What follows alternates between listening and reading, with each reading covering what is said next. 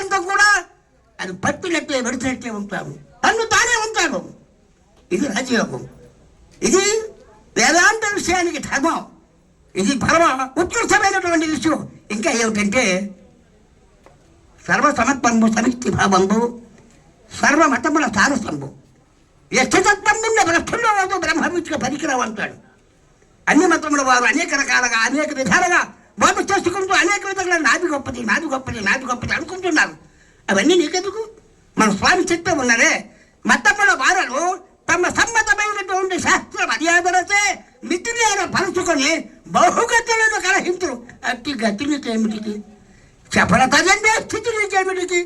ప్రతినేరు ఈ మొత్తం బట్ట బైరంగా చూసి సంతతము లేననుక లేదని నమ్ము, ఇక వారి గతిని ఏమిటికి అన్నారు. అంచేత ఇట్టి విషయాన్ని జాగ్రత్తగా మనం ఆలోచించి ధర్మ సాఫీర్యం కొరకు విషయాన్ని గ్రహించి అమానిత్వం అదంబెత్తం శాంతి రాజ్యం అంటాడు.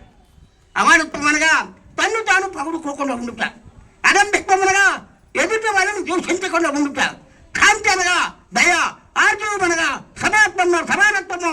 ఈ 4 కలిగినటువంటి వారు వేదాంత విషయానికి అర్హుడు. ఇది రాజయోగ ఫలితాలను కూడా అర్హుడు. కనుక ఇటు ధర్మాచరణ తీర్థారం చేసి జాగ్రత్తగా ఆచరణ చేసి జన్మరాహిత్యం పొందుతారని మనం చేస్తూ ఇతరులతో వేధిస్తున్నాం. జయబల సద్గురు మహారాజుకి.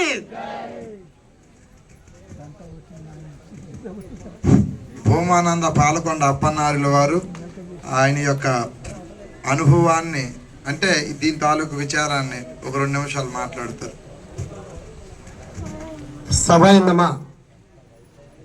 సభ అధ్యక్షుల వారు ప్రజ్ఞాన విలక్షణ స్వాముల వారికి ద్వాదశి నమస్కారములు, సన్ముఖనాయన గారికి ద్వాదశి నమస్కారాలు. ఈ వేదికపై కూర్చున్న పెద్దలందరికీ నా యొక్క ద్వాదశి నమస్కారములు.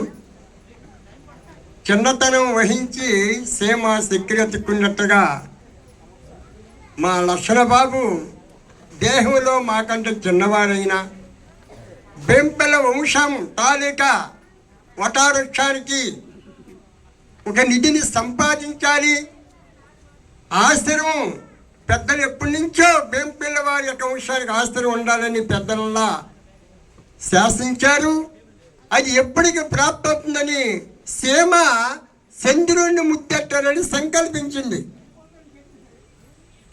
అలాగా ఒకనాటిగా సీమ ఏం చేస్తుందంటే